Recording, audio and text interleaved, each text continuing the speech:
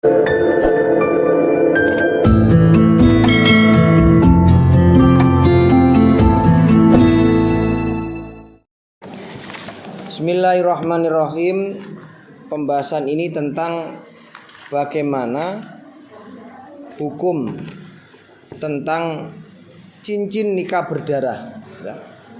Sebenarnya ini adalah soal yang berasal dari Sail yang kemudian diangkat di forum Basul Masail atau FMPP. Ya.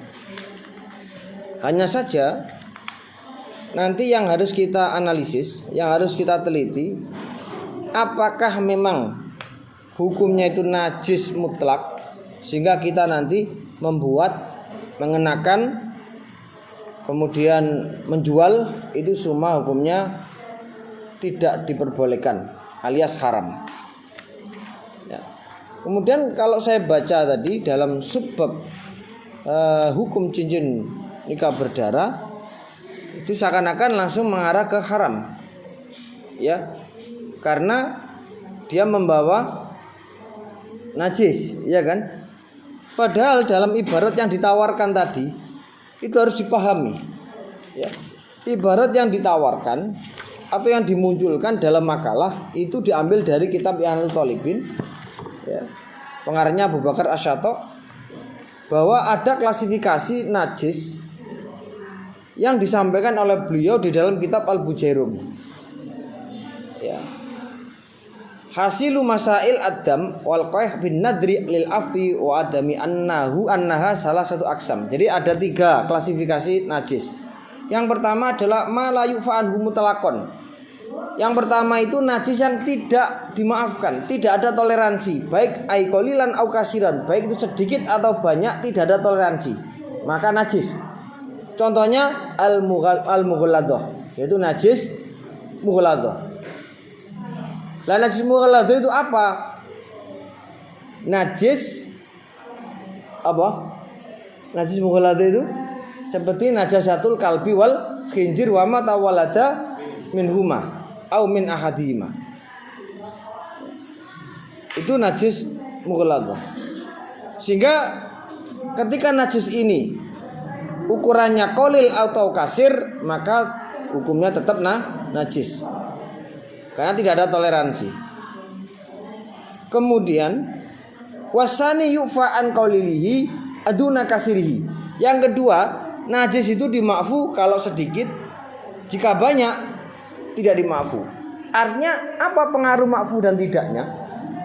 Ketika najis itu dimaafu, maka walaupun dipakai untuk sholat itu boleh sah sholatnya. Seperti damul barohis, ya, seperti darahnya nyamuk, darahnya mimik dan seterusnya. Itu kalau sedikit tidak masalah. Tapi duna kasirihi bukan ukuran yang banyak. Wawa adamul ajnabi wal qih al jnabi, yaitu darahnya orang lain, nanahnya orang lain. Idza lam yakun min mughalladin, idza lam yakun min mughalladin, jika itu bukan dari darah najis mughalladh. Kemudian yang ketiga, adam wal qih ghairu ajnabiyin, kadamatil damamil wal kuruh. Yang ketiga yaitu darah nanah yang bukan dari orang lain tapi dari dirinya sendiri, seperti darahnya udun, darahnya kukul, darahnya bisul dan seterusnya, ya. Wa madul fasti wal hijamah. Kemudian tempat yang baru dipakai untuk bekam ba'da sabdihi, setelah dibuntoni, setelah dibuntoni. Binahwi kutnatin, sejenis kapuk lah. Fayufa an kasrihi kama yufa an qalilihi, ya. Jadi itu nanti dimakfu, ya, banyak kama yufa an qalilihi. Malam yakun bi fi'lihi walam yakun yujawizu mahalluhu, ya. Walam yakun yujawizu mahallahu. Wa illa ufiya an qolihi. Maksudnya gini, kalau sampean di wajah sampean ada udun, atau didengkuli ana udun. Ketika itu jebrot utawa meledos, maka walaupun banyak itu hukumnya dimaafu dengan syarat idza lam yakun bi fi'lihi. Sing penting ora diplotot. Dia memang meledos sendiri idza lam yakun bi fi'lihi. Kalau nanti dia melakukan diplotot, katanya sujud dadak meletit ini, maka ketika banyak itu hukumnya najis. Walam yakun yujawis mahallahu. Ya, malam yakun bi fi'lihi walam yakun yujawis mahallahu. Wa illa ufiya an qolihi. Kalau tidak maka dimaafkan kalau sedikit ya. Misalkan begini, wa illa kalau nanti diplotot ambek pelakunya sendiri, maka ufiya an qolihi. Kalau misalkan begini, sholat dadak meledat, ya. Kalau nanti sedikit itu boleh dimaafu. Kalau banyak baru nanti karena meletet. Tapi kalau tidak meletet, gak dipletet, gak dipitet, keluar dengan sendirinya, iku fayufa an kasratihi. Fayufa an kasrihi, maka dimaafu walaupun banyak. Paham nggih? Itu perinciannya juga disampaikan dalam kitab Nihayatus Zain karyanya Syekh Muhammad bin Umar An-Nawawi Al-Bantani Al-Jawi. Nah, kemudian setelah kita bahas seperti ini, terus bagaimana hukum daripada cincin darah, cincin nikah berdarah? Sekarang saya tanya, ketika mata cincin itu diisi dengan sampel darahnya laki-laki dan perempuan dengan berukuran yang sedikit sekali, kira-kira gimana hukumnya? Sedikit sekali loh. Momo ngurgane sak tetes lah. Hanya sekedar untuk pewarna atau bentul nih apa blentoke cincin ini gak sampai merah semuanya, kecil. Maka bagaimana hukum? Kalau kita mengacu pada ibarat ini, maka hukumnya dimaafkan kan? Ya makanya saya perlu untuk penafsiran. Jadi hukum cincin nikah berdarah itu ya, kalau secara mutlak haram, saya kok kurang setuju. Karena kalau mengacu pada dalil yang kita baca tadi, ketika itu hukum apa sedikit, maka hukumnya dimaafu. Yufa an qalihi duna kasirihi. Seperti apa? Adam al ajnabi wal qah al ajnabi. Idza lam yakun min mughalladin, jelas. Walam yata'adda bitadammuhi. Jelas kan? Pama sampean disuntik, kemudian keluar sedikit darahnya, apakah itu najis yang tidak dimaafkan? Kan enggak, iya kan? Udahlah, kita harus benar-benar menganalisa ibarat atau dalil, baru kita kemudian menghukumi kasus yang ada. Ya dah. Kalau misalkan dalam cincin itu hanya sedikit sekali, tidak ada tetes lah, tidak ada tetes, sedikit sekali. Oh, namanya cincin kan berapa toh? Kecil. Kalau cuma sedikit sekali, saya kira itu dimaafkan. Ya, saya kira itu hanya dimaafkan. Ya. Kemudian ini kaitannya dengan najis ya, biar saya jelaskan supaya lebih paham lagi tentang apa itu najis. Ya. Najis itu adalah sesuatu, secara lugawi adalah sesuatu yang menjijikkan. Ya. Mustakdzarun, sesuatu yang dianggap jijik, itu secara lugawi loh. Secara lugawi. Tetapi kalau secara istilahnya adalah mustakdzarun yamnahu as-shalat. Yaitu sesuatu yang menjijikkan yang bisa mencegah melaksanakan ibadah salat. La murakhiso, sekiranya tidak ada sesuatu yang meringankan. Ya. Itu najis. Kemudian nanti banyak sekali pengembangan najasah gitu ya. Kemudian yang berikutnya adalah membahas tentang macam-macam najis. Ya, macam-macam najis. Najis itu terbagi menjadi berapa?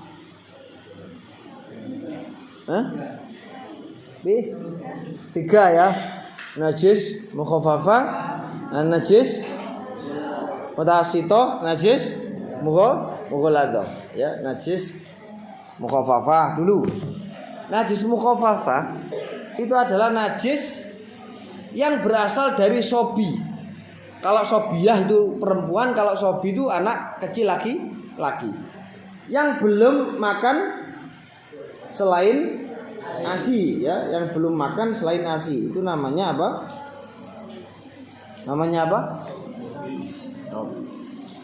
Najisnya namanya mukhafafah, ya, mukhafafah.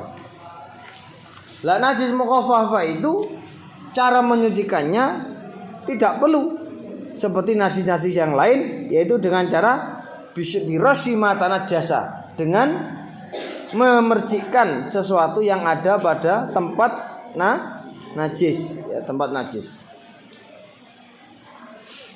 Nah, itu perlu diketahui. Kemudian yang kedua adalah najis mutawasito. Ya. Najis mutawasito itu adalah najis yang cara menyucikannya atau najis yang ditandai dengan perubahan salah satu sifat air seperti rasanya, warnanya atau baunya. Tawasito. Cara menyucikannya adalah dengan bighuslima tanajjasa, dengan membasuh tempat yang terkena najis. Nah, seperti contoh apa? Contohnya ya seperti darah, kemudian nanah, kemudian kotoran hewan dan seterusnya. Itu namanya najis mutawasito. Lah najis mutawasito itu terbagi menjadi berapa? Dua. Namanya najis ainiyah dan najis hukmiyah, ya. Najis ainiyah itu adalah najis yang musyahada bil ain. Najis ain itu najis yang kelihatan zatnya. Kelihatan zatnya. Cara kenapa dikatakan ainiyah? Karena dia masih bisa dirasakan dan dilihat oleh mata. Makanya dikatakan ainiyah. Ya. Ainiyah itu apa? Takunu bizawali ainiyah wa muhawalatu zawali awsafiha min ta'min aw launin aw rihin. Fa in baqiyat ta'mun najasah darra aw launun aw rihin asra zawalu lam yadra. Ketika ada najis mutawasito yang di situ ada perubahan warna, perubahan rasa dan perubahan dari baunya, maka jika nanti sudah dibasuh sedemikian rupa kok masih ada sisa dari bau itu atau sisa daripada warna, waduh ujok disikat kok ciketoke warnai, maka nanti bisa dimakfu atau dimaafkan. Hanya tidak membahayakan, itu sudah suci. Fa'in baqiyat ta'mun najasah darra. Tapi kalau nanti misalkan ada najis, wis dikosoki kok cek mambu najis, kowe mari kena telek, wis mau umbah kok cek mambu telek, berarti itu masih bahaya, masih belum suci. Tapi kalau masalah laun itu apa? Laun itu adalah warna. Ya. Maaf, yang ketika yang masih tersisa itu rasa, bau dan warnanya itu sudah sulit untuk dihilangkan, maka lam yadurro. Barang ini tetap dihukumi suci karena sudah sulit. Tapi kalau masih rasa yang sisa itu tidak berbahaya itu. Tapi yo mosok sampai dirasa sih, mosok sampai didilat kan yo. Yes. Koyoke gak mungkin lah koyoke. Ya, koyoke gak mungkin. Iya. Ya. Nah, ini najis mutawasito. Kalau najis hukmiyah, najis yang tidak bisa dilihat, ghairu musyahadah, najis yang tidak bisa dilihat oleh mata. Dia sudah menjadi bekas atau menjadi asar, sisa-sisanya saja. Maka caranya bagaimana? Fayakfi jaril ma'alal mutanajis. Maka cukup mengalirkan air tempat najis hukmiyah. Paham gitu? Yang ketiga adalah najis mughaladhah. Itu najasatul kalbi wal khijr wa ma tawallada min huma. Sekarang begini. anjing itu kalau Syafi'iyah jelas sepakat adalah najis mughaladhah. Gitu. Tetapi nanti jangan kemudian terus sampean heran. Loh, yang lain kok mengatakan suci? Yang lain kok mengatakan suci? Seperti mazhabnya Imam Malik.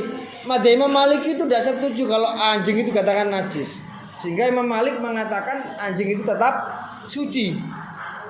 Sehingga berbeda, sangat berbeda dengan konsep yang ditawarkan oleh Imam Syafi'i. Maka ketika ada orang Islam sing ngingu anjing, memelihara anjing, ojo apa itu.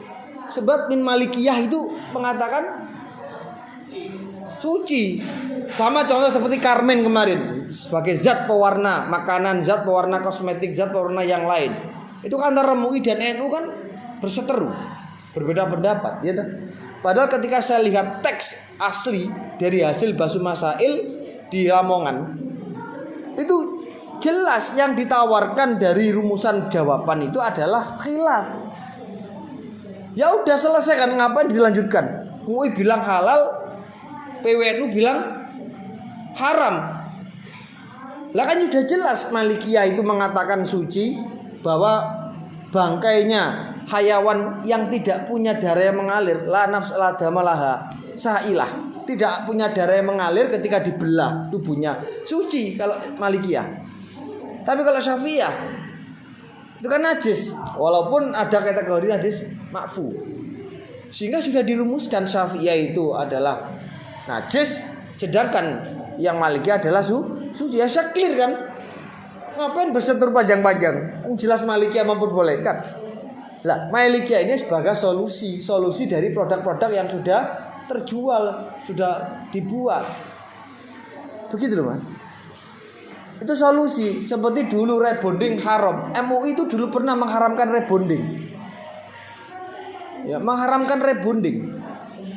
Nah, waktu itu ketika digelar forum Basul Masail di Pondok Pesantren Putri FMPP, ternyata di dalam rumusan jawaban itu mendukung MUI. Rebonding itu haram.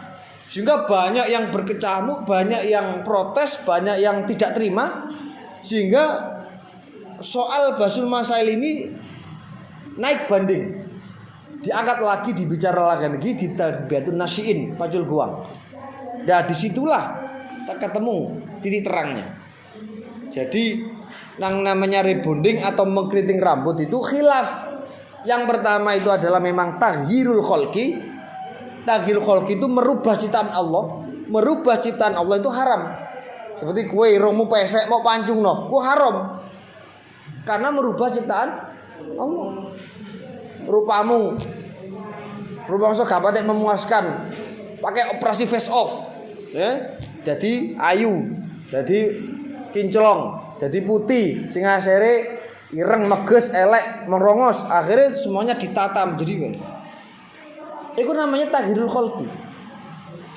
Lah, ternyata ada satu ulama yang mengatakan rebonding taj'idus sya'ri, mengkeriting rambut itu bukan taghirul kholqi, tapi dalam rangka litajmil, memperindah. Litajmil. Sehingga jelas di sini ada perkhilafan. Sehingga orang-orang yang punya salon, orang-orang yang punya pekerjaan menata rambut dasnya, dia legowo. Lah diharamno lho. Lah itu ane dulu itu pernah jadi bulan-bulanan MUI itu. MUI itu gak ada penggawean dah. Kok moro-moro ngaromno sembarang kali itu. Pernah dulu itu MUI, mungkin masih ingat sampean, enggak tahu masih MI atau apa. Fatwa MUI rokok haram. Oh, itu pernah dulu. Wah, rame geger jagat raya ini. Padahal becuk yang paling besar itu kan ya rokok. Kalau mulai dari kecil, anak kecil itu ada yang masih sudah merokok. Sehingga waktu itu dibahas di Pondok Udanawu Blitar, ya Zamzami, sing biasanya mau delok trawene 4G lho, wer itu Pondok Udanawu ya Zamzami.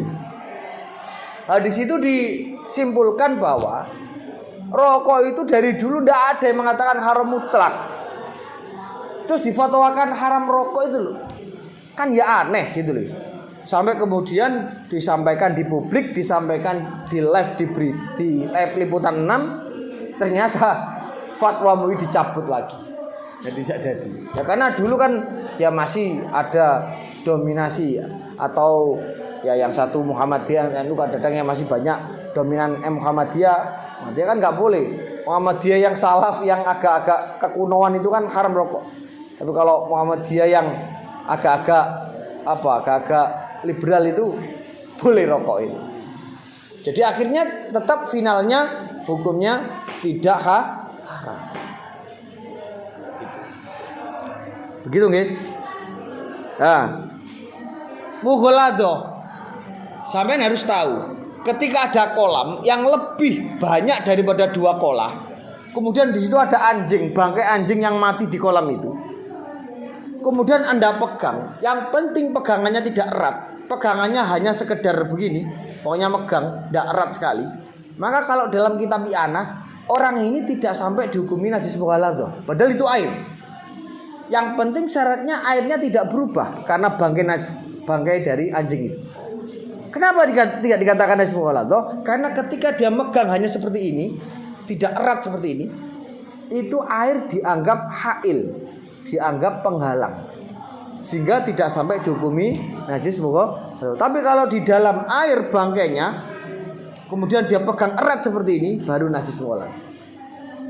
Tetapi jika airnya sudah berubah dari awal karena bangkai najis, bangkai daripada anjing ini, maka semuanya dihukumi najis mughaladhah. Nah, ini yang saya bicarakan ketika air tidak mengalami perubahan. Ya, itu tentang najis. Makanya saya bacakan di dalam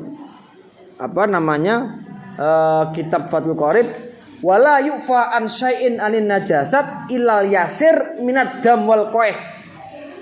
Tidak dimakfu, tidak ditoleransi najis yang ada illal yasir, kecuali hanya sedikit, minad dam wal qaih, seperti darah dan nanah. Fayufa anhuma fi saubin au badanin, kalau sedikit ya dimakfulah, ditoleransi, baik itu darahnya di pakaian atau di badan. Wa tasihu as-salat ma'ahuma, dan salatnya juga sah. Nah, kan? Oke kan ya? Oke. Wa illama aisya'un la nafsa lahu sa'ilah kadzubabin wa namlin. Ya, sama seperti hewan-hewan yang tidak punya darah yang mengalir. Idza waqa'a fil ina wa mata fihi fa innahu la yunjisuhu. Kalau ada lalat, ada semut, ada serangga yang masuk dalam minuman kita, itu juga dihukumi najis makfu. Kan bangkainya kan najis kan? Itu najisnya kecuali enek semut mau cemplungno, lah itu baru najis yang tidak dimakfu. Enek laler mau saut mau cemplungno, lah itu ya baru najis yang tidak dimakfu. Karena ketika itu ada campur tangan bi fi'lil fa'il, pelaku dari orang yang minum, yaitu mencemplungkan atau memasukkan hewan yang tidak punya darah yang mengalir, tetap dihukumi najis yang tidak dimakfu. Ya. Kemudian saya ingin meluruskan tadi bagaimana hukumnya kotoran-kotoran yang ada di masjid ya itu ya. Apa tadi yang ditanyakan? Kotoran apa? Kotoran cicak sama? Oh, kotoran tikus ya. Ada tikus itu jelas mengalir ya. Burung juga begitu. Nah, cuma begini. Saya bacakan bahwa ketika nanti ada najis yang berserakan di masjid atau bangkai yang berserakan di masjid, yang itu memang benar-benar sudah mencapai tahap umumul balwa, maka hukumnya adalah dimakfu. Saya kira umumul balwa itu sesuatu yang sulit untuk dihindari. Sesuatu yang sulit untuk dihindari, sesuatu yang sulit dicegah. Yang namanya cicak itu kan juga sulit toh. Nggak pengumuman juga tahu beres. Ya, tolong bagi kaum cicak jangan menyentuh lantai masjid atau jangan menyentuh atapnya masjid, kan mereka tetap menyentuh kan. Nah, itu saya juga nggak bisa. Ya. Hanya tadi saya bacakan wayufa an qalili damil baroghis, dimaafkan yaitu darah nyamuk yang sedikit. Wa misluhu fudulatu mala nafsalahu sailah, yaitu kotoran-kotoran dari hayawan yang tidak memiliki darah mengalir. Qala Syekhina Umairah. Umairah itu syarahnya kitab Qulyubi. Qulyubi syarahnya kitab Mahali. Ya.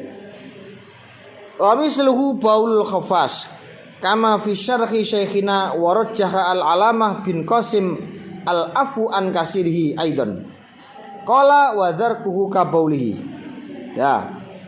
Wa qala tab'an li Ibnu Hajar wa kadza sa'iru tuyur. Begitu juga bangsa-bangsa burung. Wa yufa an dzarkiha wa bauliha. Dimaafkan yaitu teleke karo uyuhe. Walau fi ghairi salat ala nahwi badanin au saubin qalilan au kasiron au rutuban au jafan lailan au naharon. Kenapa? Lima syaqqatil ikhtiraz.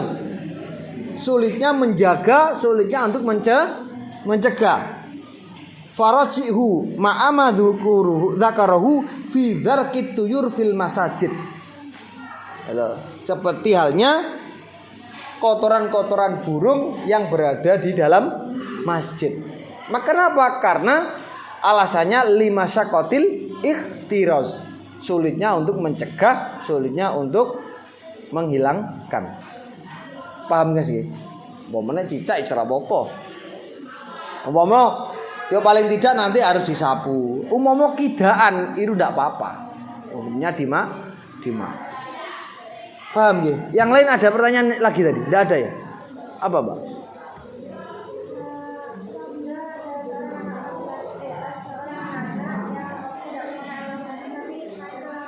Ya. Ini yang paling banyak dicemaskan oleh para takmir atau para pengurus. Ya.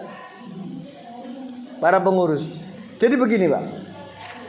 Fikih itu kalau terlalu mendetail atau terlalu berhati-hati, yaitu akhirnya kita ini akan was-was di dalam melaksanakan ibadah. Ya. Jadi pernah saya baca, anak kecil atau siapapun yang masuk masjid ketika tidak ada keyakinan atau tidak ada kejelasan dan bisa dilihat oleh mata ada najis yang dibawa, maka hukumnya adalah suci. Kita kembalikan pada kaidah fikih al-yaqinu la yazalu bisyak. Al-aslu baqa'u makana ala makana. Kita kembalikan pada asalnya. Kalau memang kita ragu dia itu bawa najis apa enggak? Sekarang pertanyaannya, anak kecil masuk di masjid, Anda tahu enggak bawa najis? Enggak ada kan, hanya sekedar ragu.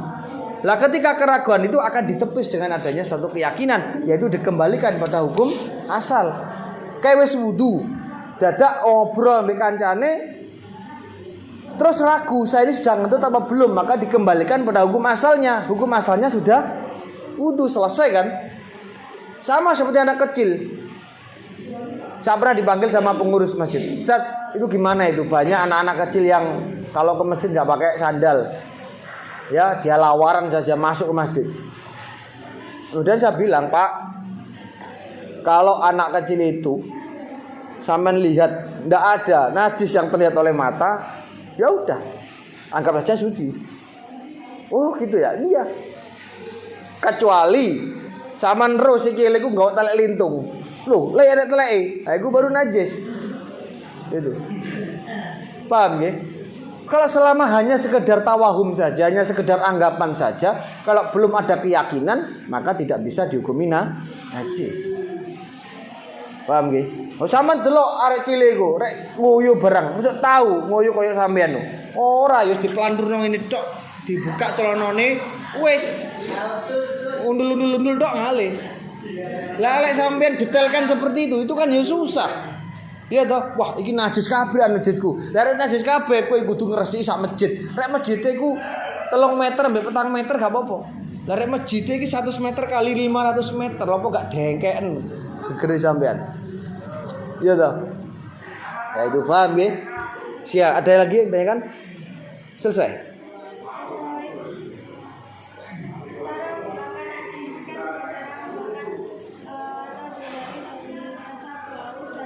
Ya. Yo jilat sih. Tapi gini loh Mbak, cuma nggak se ekstrim itulah. Biasanya ya bau itu, ya makanya tadi, ya tokmun kan rasa toh, rasa kan, sehingga dirasakan. Artinya air itu kan bisa dirasakan dah, ya kemudian kena najis. Saya kira dibau pun mambune wis wangi kan, wis gak mungkin masuk ambune. Itu sudah diwakili. Tapi di sini tuh yang masih berbahaya itu apa? Fa'in baqiya ta'mun najasa. Ketika rasanya najis itu masih ada, dorro, maka bahaya. Tapi jika yang sulit dihilangkan itu adalah launun rikun asura zawaluhu lam yadurro. Kalau masih sisa warna atau baunya itu justru malah dimaafkan. Ya. Tapi dikira-kira lah. Hanya insya Allah bisa kan kira-kira bersih sih. Ya. Nah, kemudian yang menjadi masalah begini. Ada air limbah atau air najis yang sudah benar-benar najis. Wis budek kena najis, kena limbah gitu, Mbak. Kemudian dikasih obat semacam kaporit atau sesuatu yang bisa melarutkan air kembali pada asalnya. Maka selagi itu air bisa dipastikan menjadi mutlak kembali, sifat-sifatnya kembali normal, maka tentu itu kembali adalah hukumnya suci.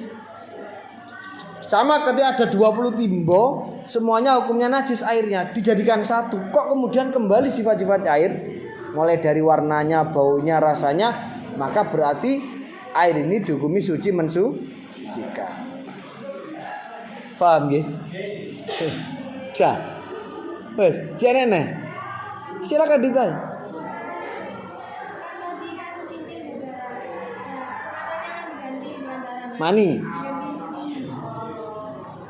Mani itu suci apa enggak?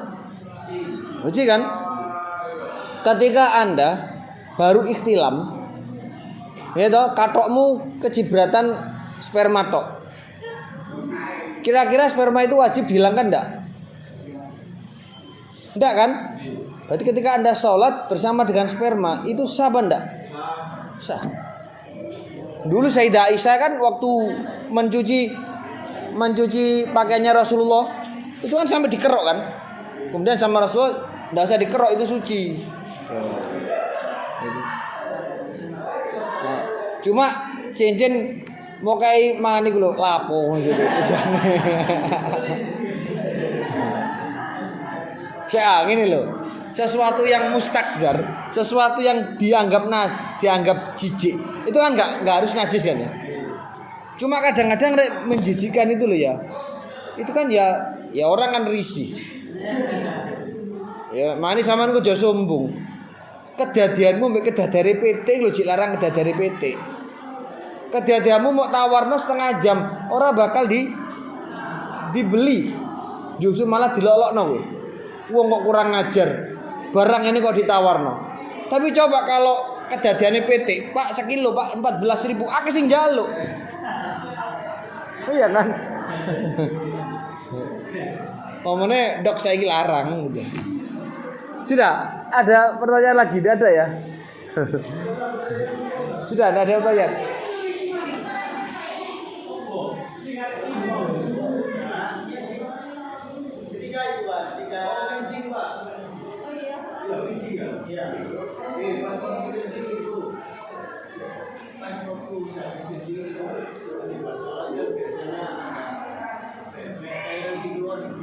Beser.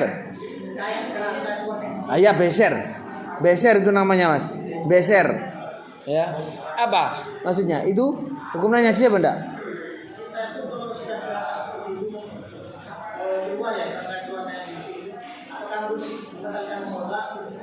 Ya batal Mas. Iya. Apakah kita itu harus membatalkan sholatnya? Bukan membatalkan, itu memang batal. Enggak membatalkan sholat, itu kita harus batalkan, itu sekali itu batal. Karena apa? Karena termasuk sesuatu yang keluar dari salah satu dua jalan.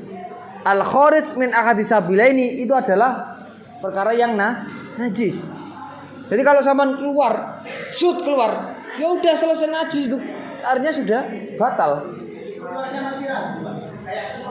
Lah itu kan beda Mas, nanti kasusnya beda. Kalau sampean masih ragu, ya toh, berarti teruskan. Masih ragu keluar benda itu biasanya disebuli karo setan. Tapi kalau sudah yakin, crut ngoten niku, ya wis langsung batalkan sholatnya. Ya kan? Tapi kalau masih ragu beda kasusnya. Karena setan itu kadang membuat was-was. Jadi kalau sholat itu, kayak orang sholat itu, satu duburnya disebuli, kuburnya disebuli. Biar mereka merasa was-was. Ini sebenarnya batal apa enggak begitu. Tapi kalau sudah yakin, sudah terasa, ya udah. Aku mau gawe-gawe, Bang, itu agak ya. Padahal sudah terasa. Oh, mau gawe-gawe gitu. Itu jangan itu. Kalau sudah keluar yakin ya udah. Itu berarti batal sobat. Dah, kira-kira itu ya. Ya. Dan besok bisa kita